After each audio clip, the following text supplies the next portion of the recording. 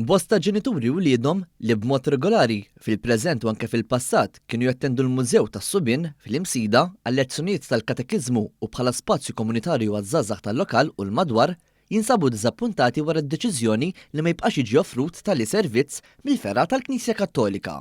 Għalkemm ma nħarġet l-ebda komunikazzjoni mill-Kurja dwar id-deċiżjoni, jirriżulta li din il-Ferra tal-Mużew li nħolqot minn San Ġorġ Prega mill-Ħamrun kważi 120 sena ilu spiċċat f'diffikultajiet. Għaddu mhux magħruf jekk lokalitajiet oħrajn u xiffaċċjaw sitwazzjoni simili. Iżda s-sitwazzjoni fil-lokalità għanqlet deċiżjoni li titnieda petizzjoni fost il-familji biex din id-deċiżjoni tiġi kkunsidrata mill-ġdid. Il-petizzjoni qed titmexxa minn Natalja Prokopenko, barranija li ilha tgħix f'pajjiżna u bina kien wieħed minn dawk affettwati.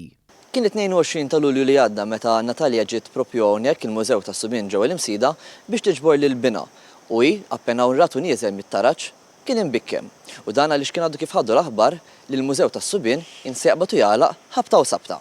Mal-mikrofonu ta' One News, Natalja spjegat li dakinhar li rat it-tifel tagħha nieżel għall-aħħar darba mit-taraġġ tal-mużew kienet waħda kifra ħafna.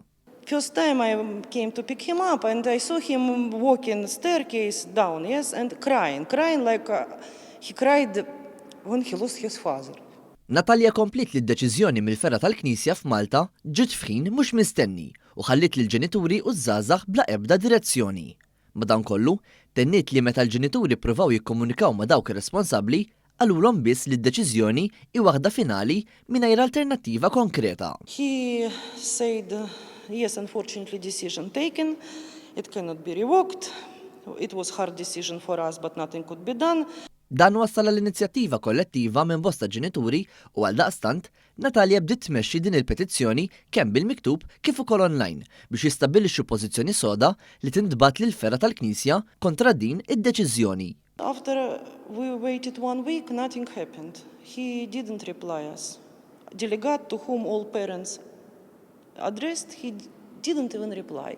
Jirriżulta li sissa diġà nġabru l-fuq minn 200 firma fuq karta u mal-200 firma oħra online. Natalja temmiet tgħidilna li l-futur jirrikjedi aktar spazji komunitarji bħal dawn u mhux bil-maqlub jalqu l-bibien tagħhom. It is high time to open 10 new. Because there are Maltese people, they are still here. And they have right to be Maltese. Maltese Christian. Bosta ġenituri oħrajn li jinsabu f'din is-sitwazzjoni esprimew l-istess diqa tagħhom kontra d-deċiżjoni. Buħud jistqarru li qed jitħallew fil-għama u ma jafux x'jista' jkun il-verdett finali. Tispeċir li ħajalaq u l-memorju ma sbieħ nilabu fil-ground nħordu marru għawdex eżempju festi nitkellmu, nikkomunikaw.